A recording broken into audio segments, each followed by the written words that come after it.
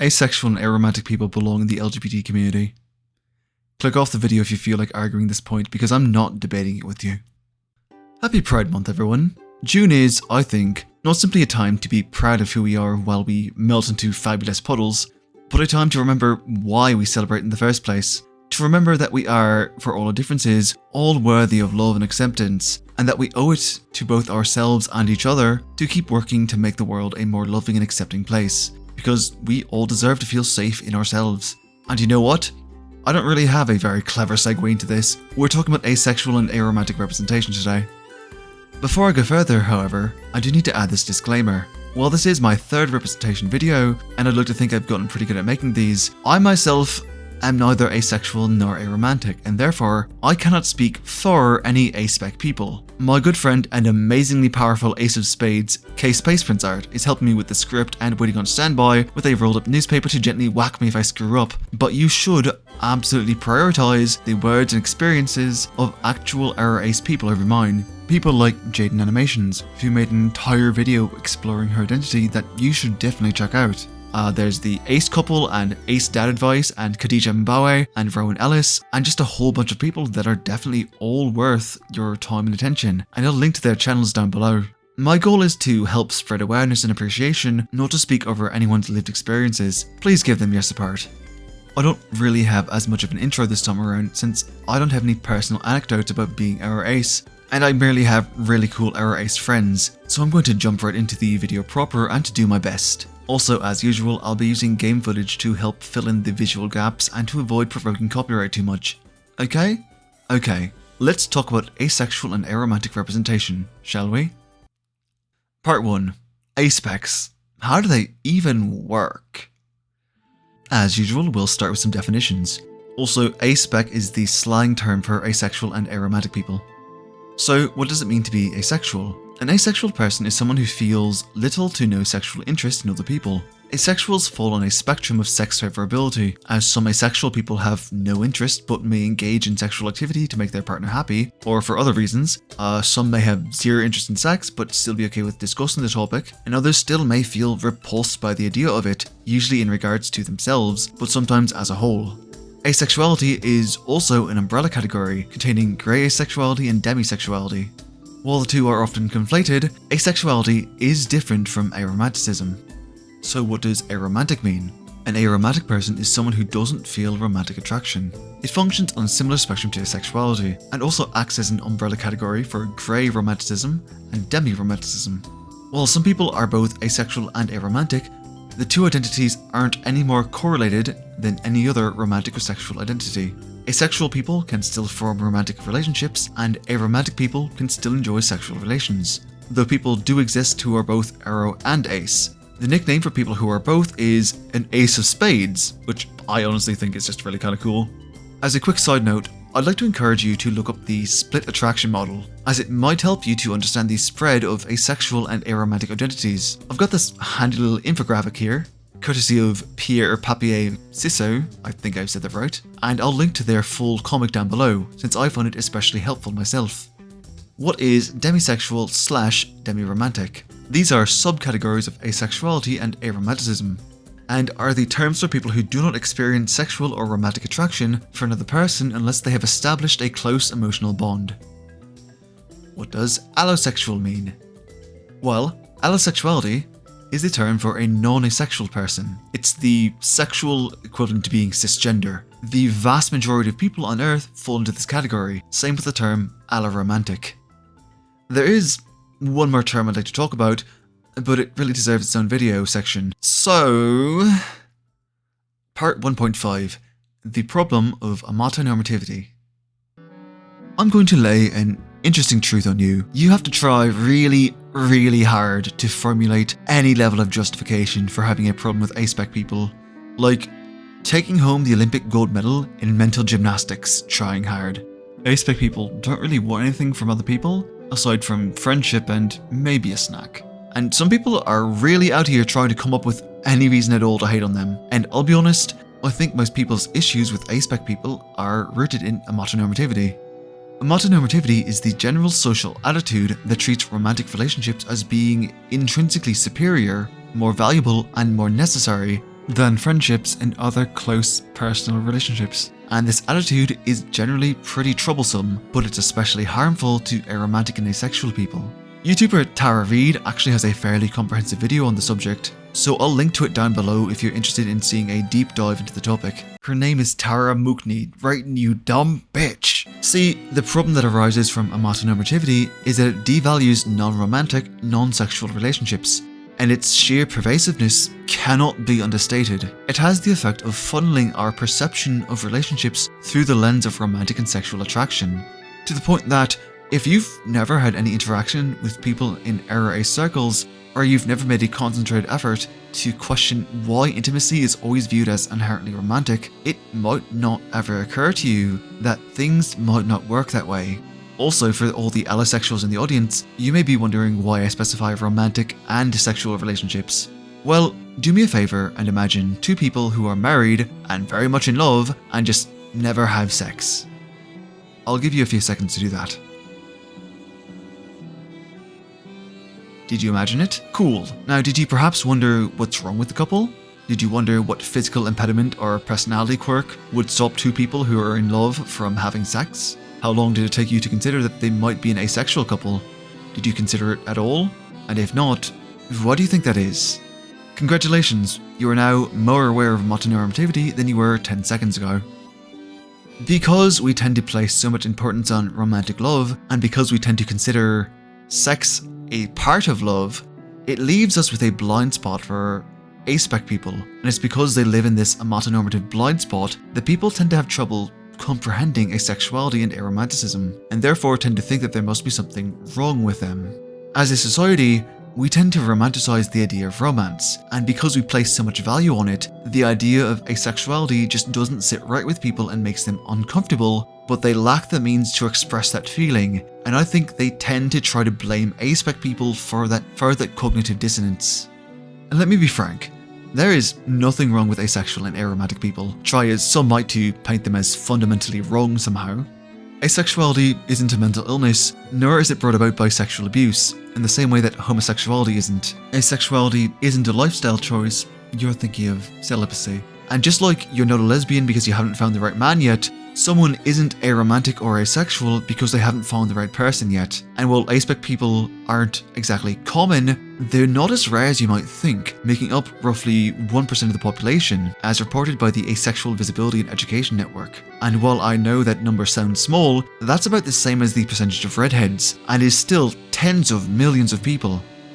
An interesting argument I've heard against asexual and aromantic people, and by interesting I mean marginally less brain dead than simply clapping your hands over your ears and yelling "Nuh-uh," is that you can't be aspec because love is what makes us human. Setting aside the fact that love is actually found in most mammals and birds, anyone who's heard about the gay penguins could tell you that last part, this argument seems to ignore the fact that, well, there's more than one kind of love.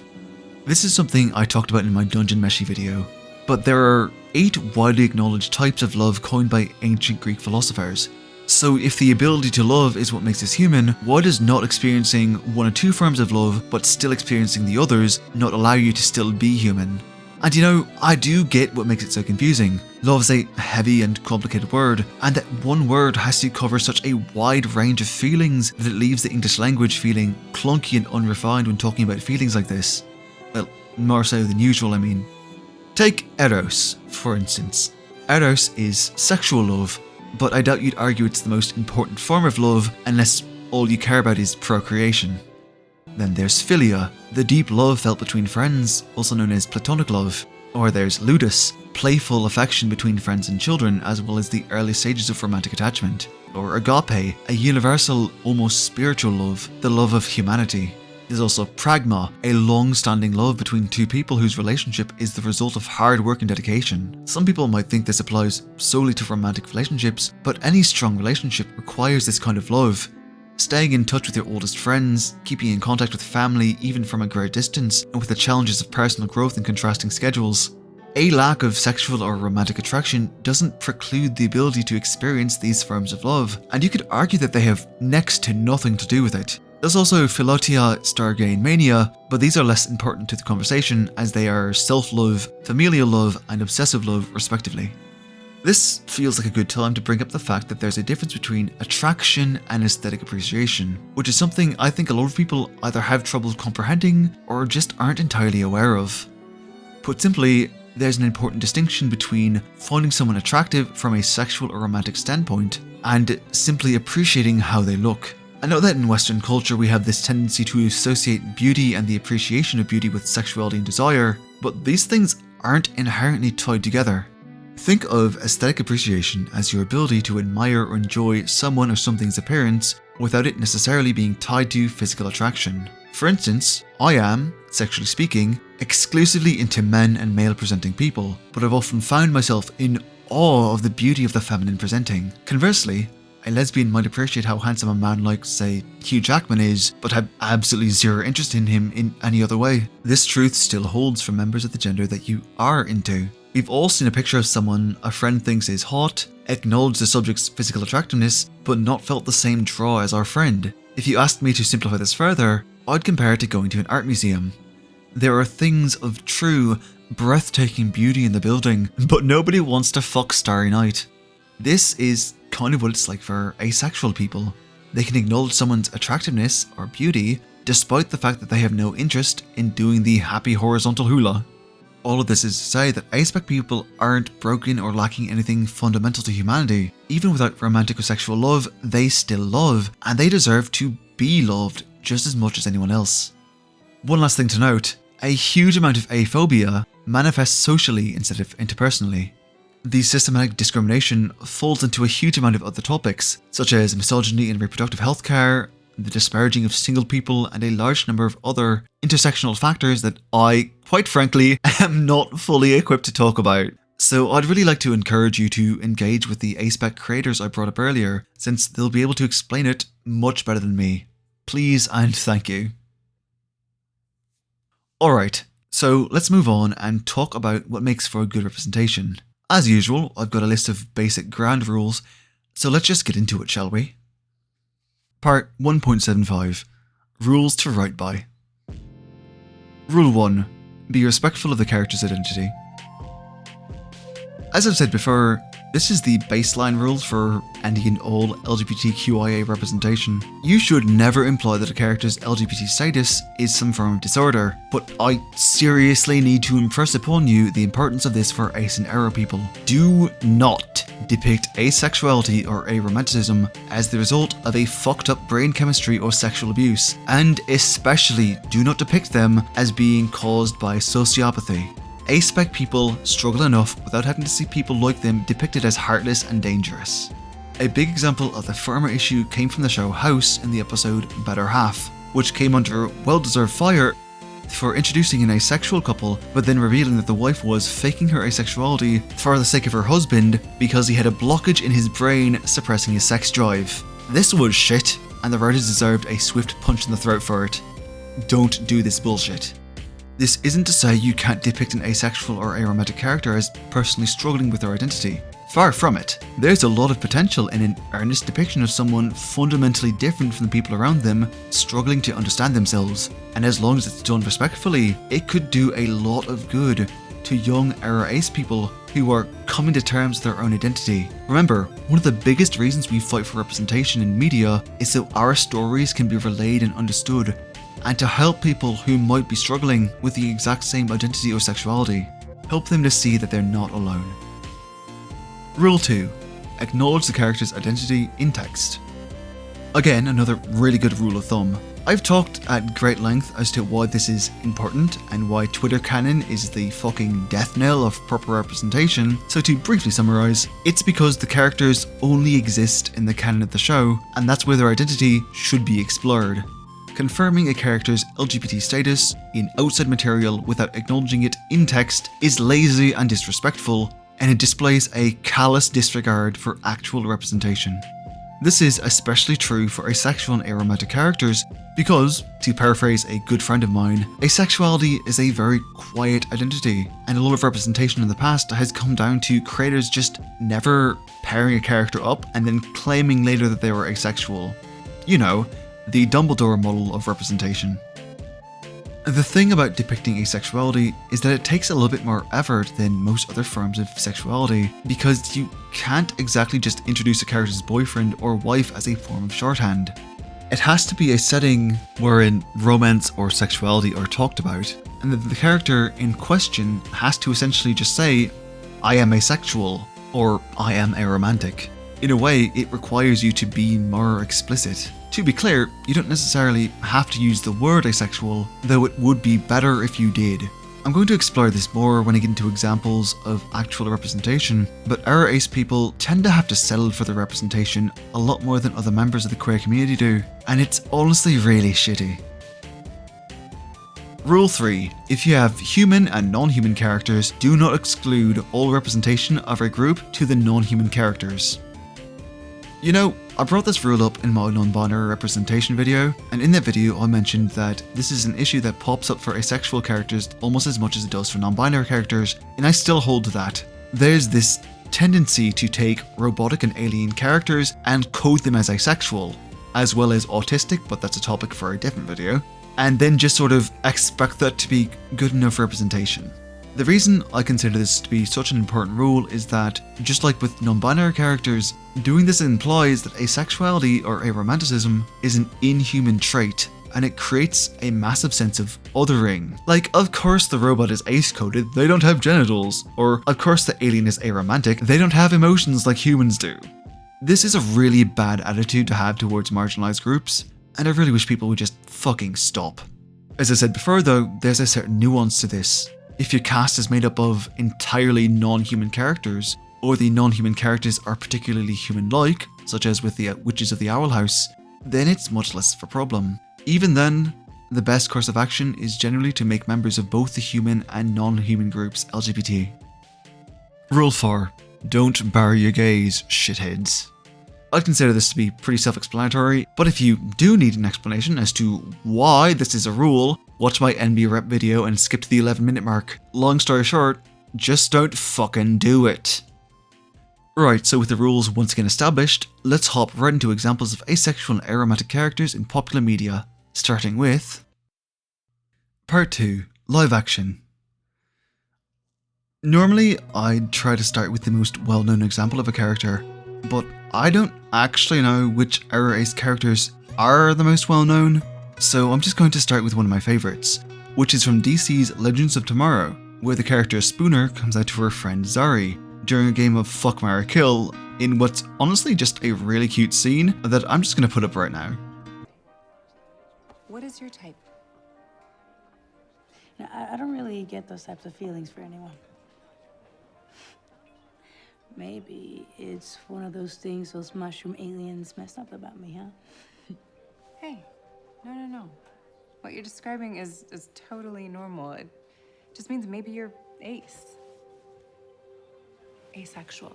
People who identify as ace have little or no interest in sex, but many of them still want to be in relationships.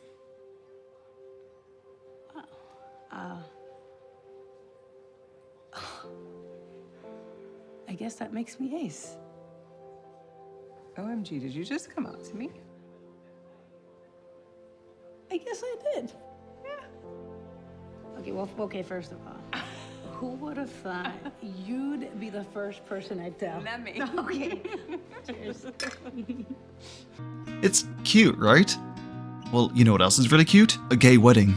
The show Everything's Gonna Be Okay, which I'm realizing more and more that I seriously need to set aside some time to watch, has the character of Drea, a homoromantic asexual woman who marries one of the main characters in the series finale, which is honestly just delightful. The scene itself is really very sweet, but I don't think I can play it with the audio on without getting smote by copyright, so either go find the clip with sound on YouTube, or imagine them saying something that'll make you cry happy tears. Slipping over into films for a moment, the movie Queens of the Qing Dynasty has the main character of Star, who explicitly states that she's asexual. According to Wikipedia, the film's director, Ashley Mackenzie, has stated in an interview that watching the film after production helped her to realise that she herself was also on the asexual spectrum, which is just a really cool example of representation mattering and making a difference, even to the people giving it to us.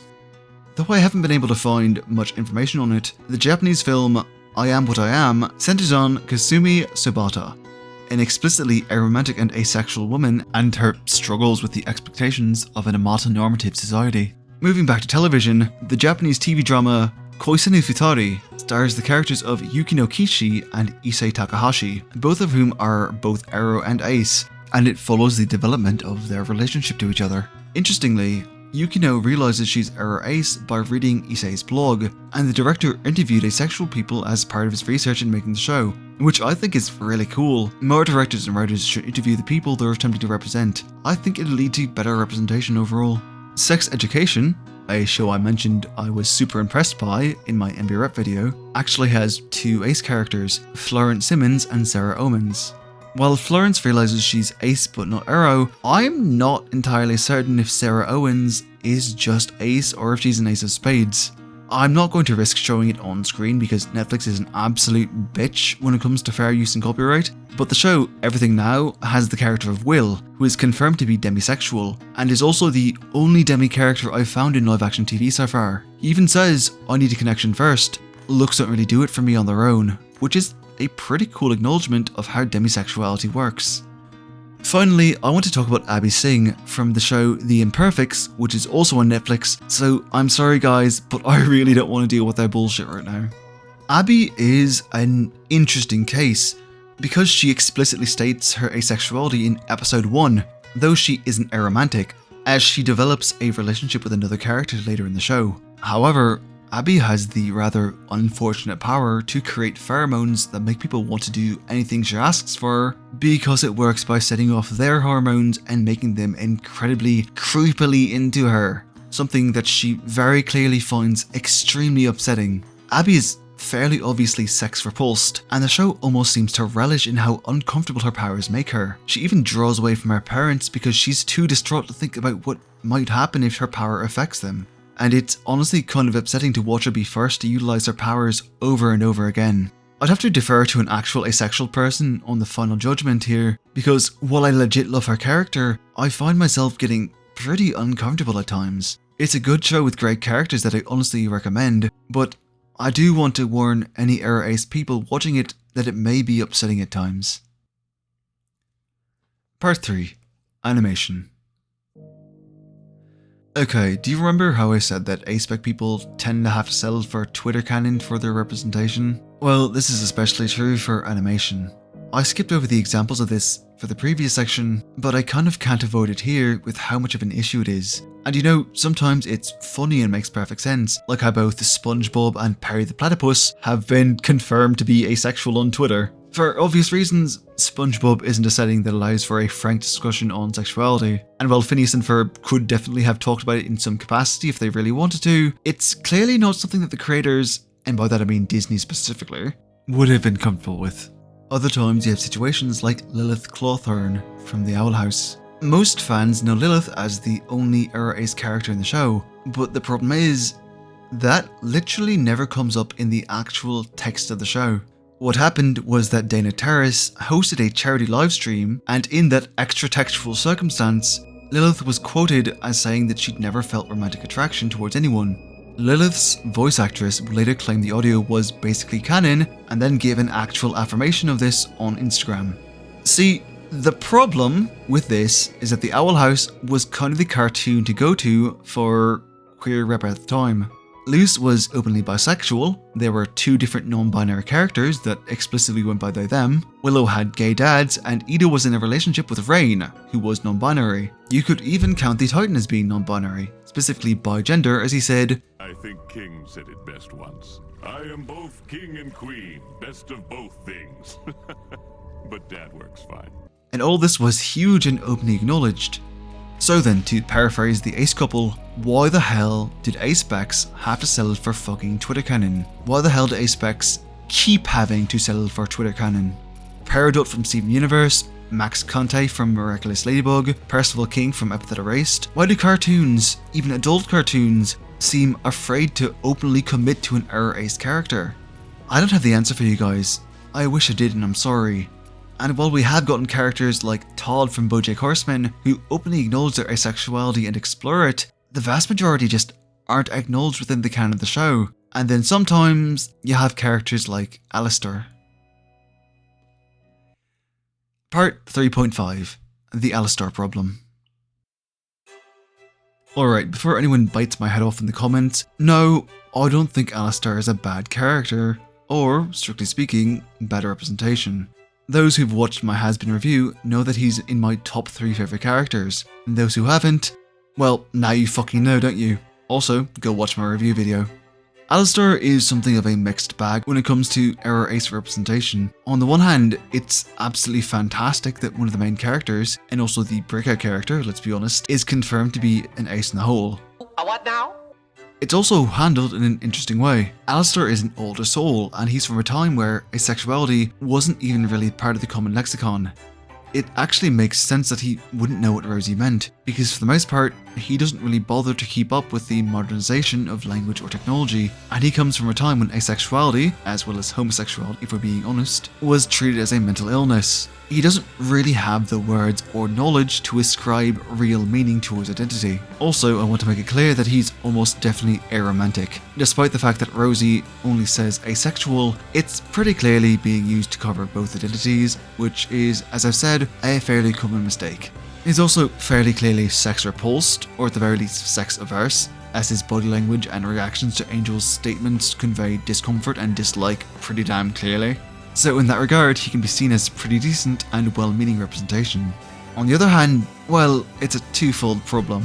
The first of which is, while there's plenty of gay and bisexual representation throughout the cast, Alastor is the only ace representation in the entirety of the show so far, and a lot of asexual people were left feeling disappointed that their only representation, and honestly, the biggest representation they'll probably get for a long time, is a manipulative, cannibal serial killer plotting the downfall of the rest of the cast. For them, it feels like they once again have to settle.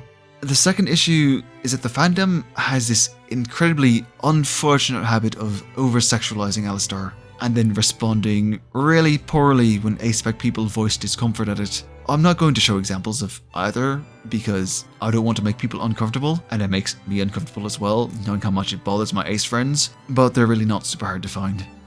I'm just going to be super honest with you guys. I really wish people would stop hypersexualizing asexual characters like Alastor. Our ace people get so little representation as it is, and it must be both infuriating and disturbing to have to witness the unhinged horniness on display. And before someone says, well, Viv said people could do it, I don't give a shit.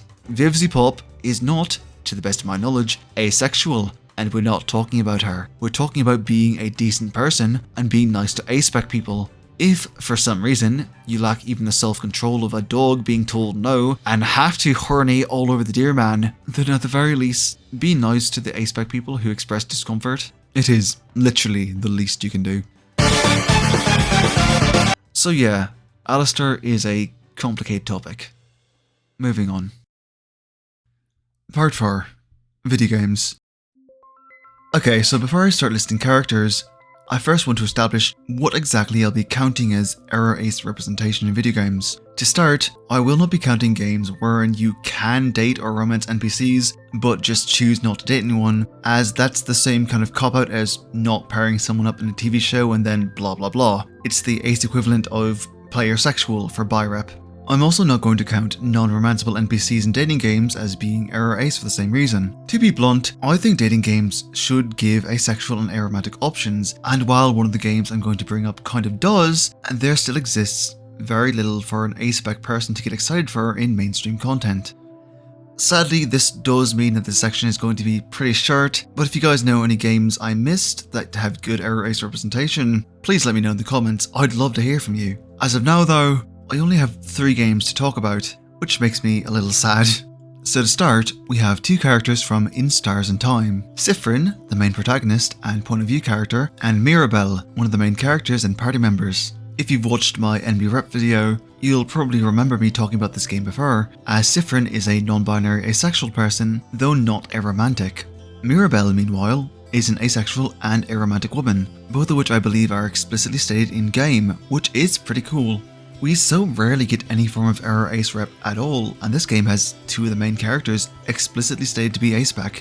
Also, because I missed it in my trans rep video, Isabeau is a trans man. To the best of my knowledge, Odile is the only cisgender allossexual character of the main cast, so yeah, the game's got some really good representation all around, on top of just being a really good game overall.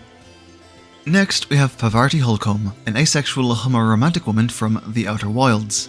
What makes her special, aside from the obvious, is that she was designed by Kate Dollarhide, an asexual and biromantic woman who has stated that she was super happy that the character allowed her to bring her personal experience to the audience, which is honestly just really nice. You don't tend to hear from LGBT creators on larger projects like this, and I really think we should get more of that. There's even a quest where you help Pavarti confess her feelings to her coworker, and it's adorable. Finally, let's talk about Boyfriend Dungeon. It's the game that's been playing in the background between clips and shit. I know I've talked about it a lot in my videos and people are probably sick of hearing about it, but I'll stop when it stops being relevant and also a really good game. So the thing about Boyfriend Dungeon is that some people can turn into weapons and you can wield them against the physical manifestation of the fears hidden deep within your psyche, like a cross between psychotherapy and a destruction room where the employees beat you over the head with flip phones and school desks. And in this game, wielding is used as a metaphor for a relationship.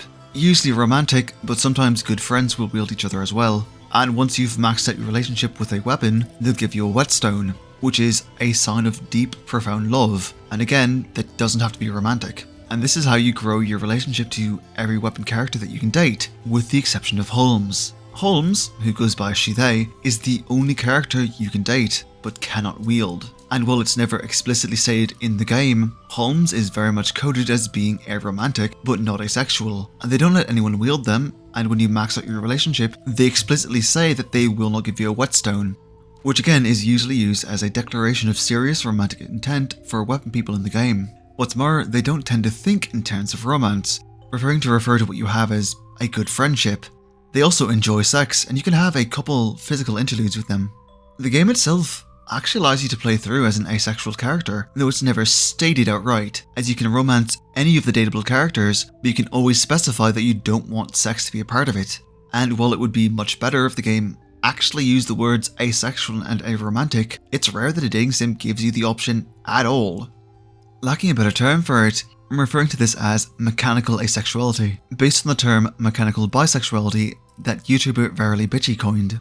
Characters like Pavarti have narrative asexuality, wherein the story itself proclaims their identity. Mechanical asexuality, while still not quite the best, is still much better than nothing. We do seriously need more narrative representation in games though. Part 5. Why you should care. So by this point, some of you are probably wondering, why should I care? Why do you even care, Ryan? You're not error ace.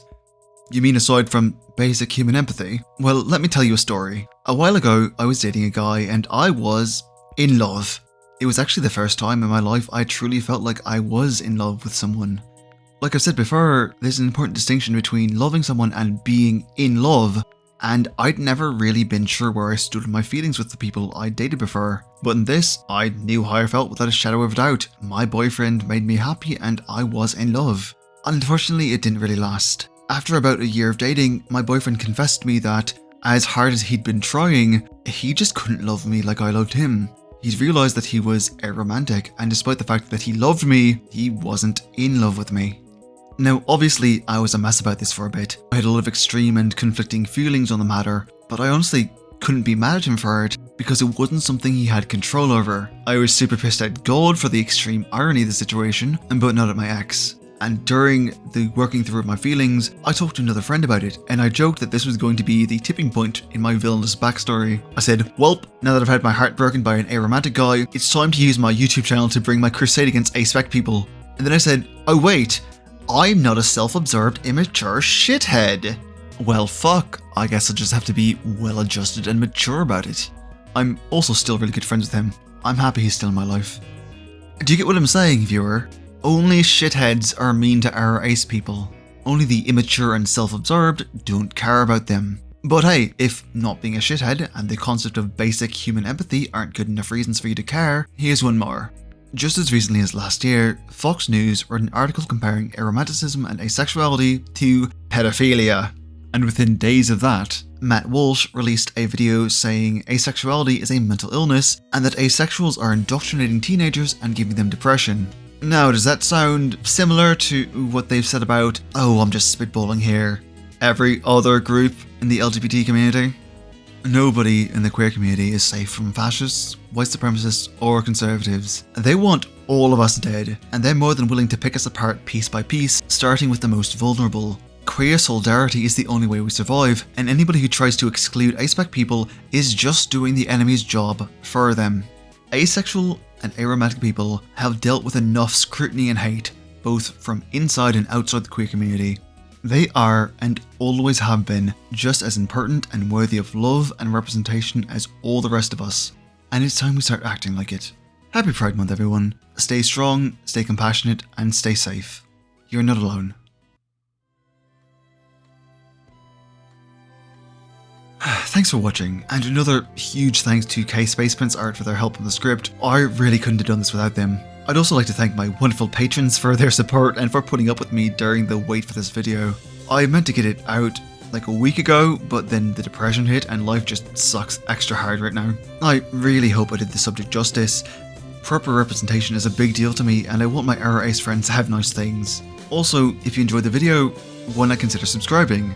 And if you like my work and would like to see more, please consider pledging to my Patreon, so I can afford to take a mental health day every once in a while. Anyway, I hope you've had a fantastic Pride Month, and I'll see you guys again, eventually, whenever I get around to working on the next video. I don't know, I just got the Elden Ring DLC, so that's taking up a lot of my attention right now. I'll try to get something out soon. Bye.